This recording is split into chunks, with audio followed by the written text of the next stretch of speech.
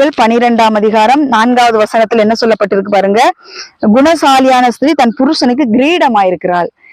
அவன் இப்ப புருஷன் வெளியில போகும்போது வரும் பொழுது இன்னொரு இடத்துல போய் உட்கார்ந்து பேசும் பொழுது தன் மனைவி நல்லவள், தன் மனைவி தனக்கு அவ்வளவு கீழ்ப்படுகிறாள், அந்த மாதிரி ஒரு ஒரு இதுல அவன் அவ்வளவு மகிமைப்படுகிறான். குணசாலியான ஸ்திரீ அவனுக்கு கிரீடமா இருக்கிறாள். கிரீடனா எப்படின்னு பாருங்களேன். அவள் கிரீடங்கிறது தலைக்கு மேல வைக்கிறது. ஒரு குணசாலியான ஸ்திரீயை கணவன்மார்கள் தலையில தூக்கி வைத்துக் கொண்டு ஆடுவார்கள் என்றுதான் இதுக்கு அர்த்தம். அதனால குணசாலியான ஸ்திரீயை ஆண்டவர் ஒரு கணவனுக்கு கொடுக்கிறார். நான் ஒண்ணு சொல்லுகிறேன், சில ஸ்திரீகள் குணசாலியான் தான் இருப்பார்கள். ஆனா கட்டி கொடுக்கிற மாப்பிள்ளமார்கள் இருக்கிறானுங்களே, அவள் அந்த பெண் பிள்ளைகளை தரை மட்டுமா தாழ்த்தி நீ எனக்கு அடிமை, என் காலுகளை தான் நீ என்று சொல்லி அவ்வளவு தூரத்துக்கு அடிமைத்தனம் படுத்தி வைக்கிறார்கள். தண்ணி இப்படி சுண்டி தண்ணி வானா வரணும், அது செய்யணும், இதை எல்லாமே செய்யணும்.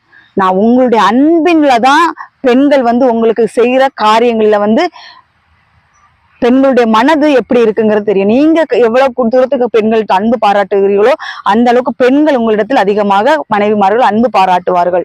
நீங்கள் உங்கள் அதிகாரத்துக்கு கீழ்பட்டு நீ என் காலுக்கு கீழே தான், நான் சொல்றதெல்லாம் நீ